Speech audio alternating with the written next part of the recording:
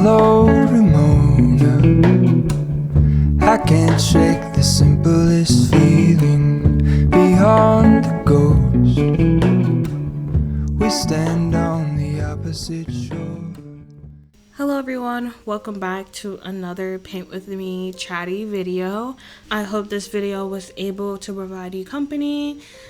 I guess before I get started on talking about this painting and the topics I want to talk about, I would like to say thank you so much for all the support and views on the last Paint With Me video.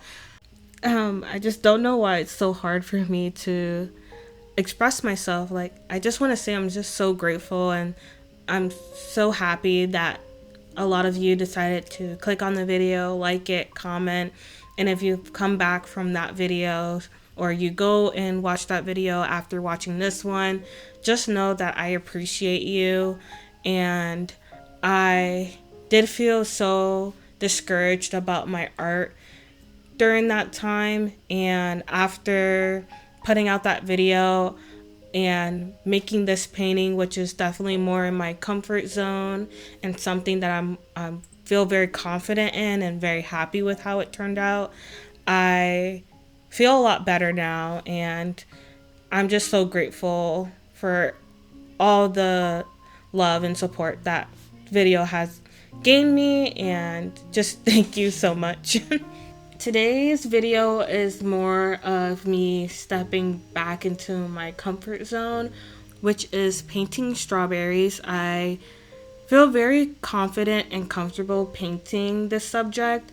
Although I do have parts of it that I need to improve and work on, I feel like the more I paint strawberries and the more realistic I try to paint them, the better that I become at painting them in my own stylistic way. I definitely don't go into painting wanting to be hyper realistic. I like to take inspiration from old vintage botanical art, but I don't necessarily copy that exact style. I just like how the composition looks. I like the color palette, so I try to incorporate that in my own style of how I paint. And usually now when I paint portraits, I use watercolor and then I use gouache. But because it's in my sketchbook, I am totally comfortable just painting in gouache.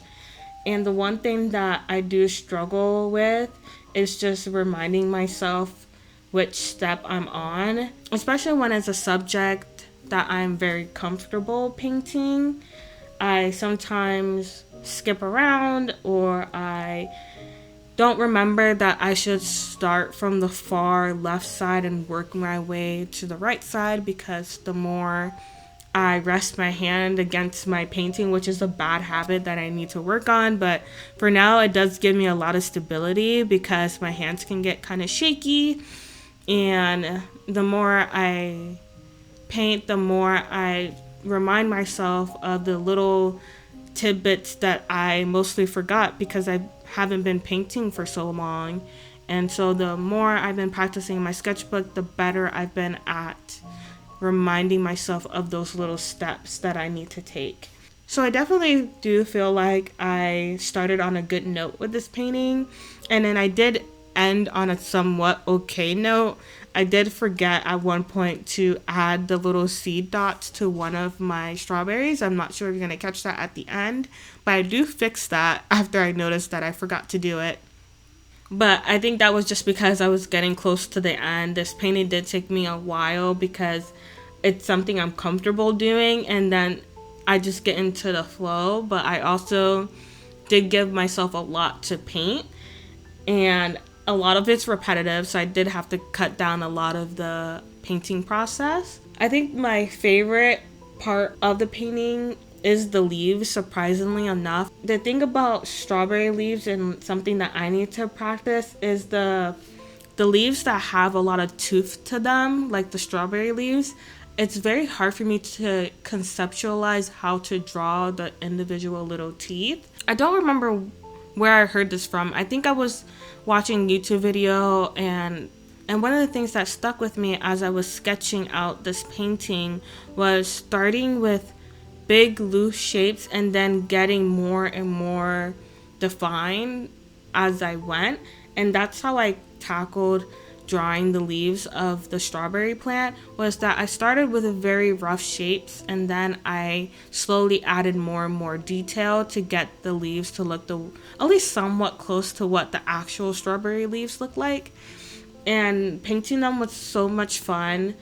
I really enjoy how gouache is able to mix and mingle with each other, and when you get it right, it just looks so good. I wasn't being a super perfectionist about it. I let the gouache do what it wants. I layered wet on wet, but in the end, I really love how everything turned out. I really love this spread. It's one of my favorites. I even posted it on my Instagram page because I was really proud of it. I think painting strawberries in October was definitely an interesting move, especially when I posted it on Instagram. I know for me, my Instagram posts don't really get that much attention in general, and because my strawberry painting, I think, was the start of me posting on Instagram since like 3 months ago or so I know that it's gonna take some time for my post to gain momentum, but painting in October was definitely a different experience, especially painting something that's more summer, spring related. I don't think that a lot of people expected to see strawberries in October, but I really enjoyed the painting anyway. I have been slowly trying to participate in Inktober.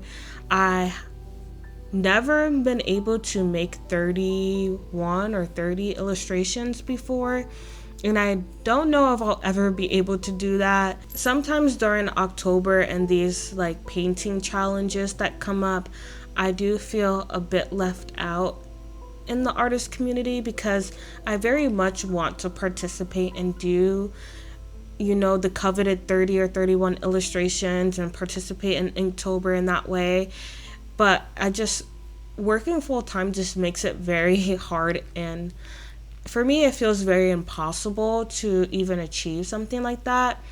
And during a time when I was just first starting to learn how to draw and how to paint in general, I tried to do Inktober and I've never been able to do 30 or 31 illustrations, and I always dreamt of completing something like this and then also making like an art zine out of it. Like all the other artists that I look up to, I have some of their Inktober art zines, and I've always wanted to do something like that, and I don't know, I just sometimes feel a little left out. So I did start to post some of the Inktober drawings that I have completed, and they're very simple but cute little fun illustrations. They ended up becoming a kind of theme that I don't know if I want to start over and just like redo some of the paintings that I did, because I don't like exactly how it was going. But I haven't really decided yet what I want to do going forward. I do have new inks and a new inking pen from Ferris Wheel Press, and I really enjoy using their inks because they do have a granulating texture to them, and they have so many different colors and combinations, and I really love using them when I do Inktober paintings. I've used them last year and I'm using them this year, and it's been quite a journey, and I'm excited to see what else I can do with these inks. But for now, I am enjoying just painting in my sketchbook. You know, ink is still a pretty new medium to me, so I don't feel super confident in it, so it's good to kind of get a confident painting out, you know, a painting that feels like a win when everything else kind of feels very uncertain and unsure. So this painting in my sketchbook was me taking a break from just using ink. While I'm working in my sketchbook, I'm just trying to figure that out again and, you know, take some time to learn and work on some of the goals that I kind of let slide for a little bit. And those goals will definitely help me later on to improve my artwork overall. Well, thank you so much for watching this little chatty paint with me, and I hope to see you all in the next video. Bye. Take care.